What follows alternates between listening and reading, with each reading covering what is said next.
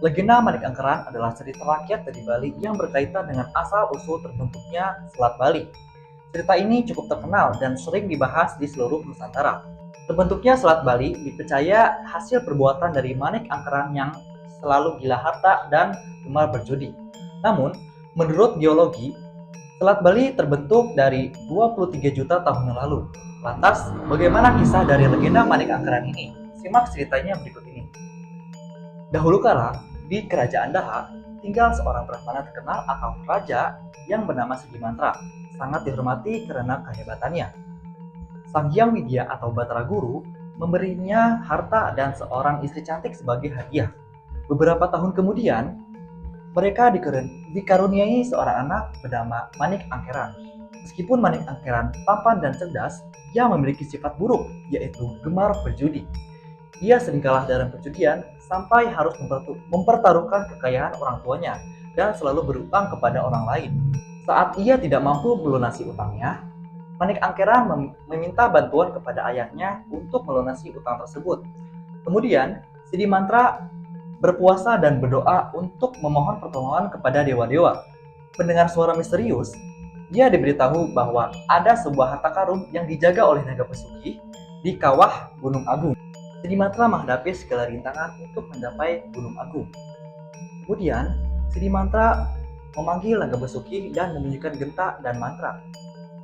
Lalu, muncullah Naga Basuki untuk memberikan emas dan intan kepada Sidi Mantra. Semua harta tersebut diberikan kepada Manik Angkeran agar ia tidak berjudi lagi. Namun, semua hartanya habis dalam waktu singkat. Kemudian, Manik Angkeran meminta bantuan ayahnya lagi, namun kali ini ditolak. Manik Angkeran kemudian diberitahu oleh temannya bahwa ada sebuah harta karun yang berada di Gunung Agung. Ia pun mencoba untuk mendapatkan harta tersebut dengan sendirinya. Meskipun ia tidak mempelajari doa dan mantra, tetapi Manik Angkeran ini sangat nekat untuk mencapai Gunung Agung. Kemudian, dia pergi membawa genta yang dicuri dari ayahnya. Tibanya di Gunung Agung, Manik Angkeran membunyikan genta dan muncullah Naga Basuki. Naga akan memberikannya harta, tetapi dengan syarat ia tidak lagi berjudi. Setelah diberikan harta oleh Naga Basuki, Manik Angkeran merasa tidak cukup. Lalu, Manik Angkeran pun memotong ekor naga. Saat melarikan diri, Manik Angkeran kemudian terbakar menjadi abu oleh kesaktian naga. Sidi Mantra sangat sedih mendengar nasib anaknya. Kemudian, Sidi Mantra memohon kepada Naga Basuki untuk menghidupkan kembali putranya. Naga Basuki setuju, asalkan ia dikembalikan ekornya. Dengan kesaktiannya, Sidi Mantra mengembalikan ekor Naga Basuki.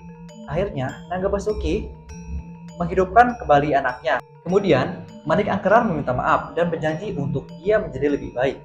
Sidi Mantra akhirnya menyadari bahwa ia dengan putranya tidak dapat hidup bersama kembali. Naga Basuki pun berkata, "Kamu harus memulai hidup baru, tetapi tidak di sini," katanya. Lalu Naga Basuki pun menghilang. Di tempat mereka berdiri, muncullah sumber air yang sangat besar hingga menjadi lautan. Dengan tokatnya, Sidi Mantra kemudian membuat garis untuk memisahkan dirinya dengan sang putranya.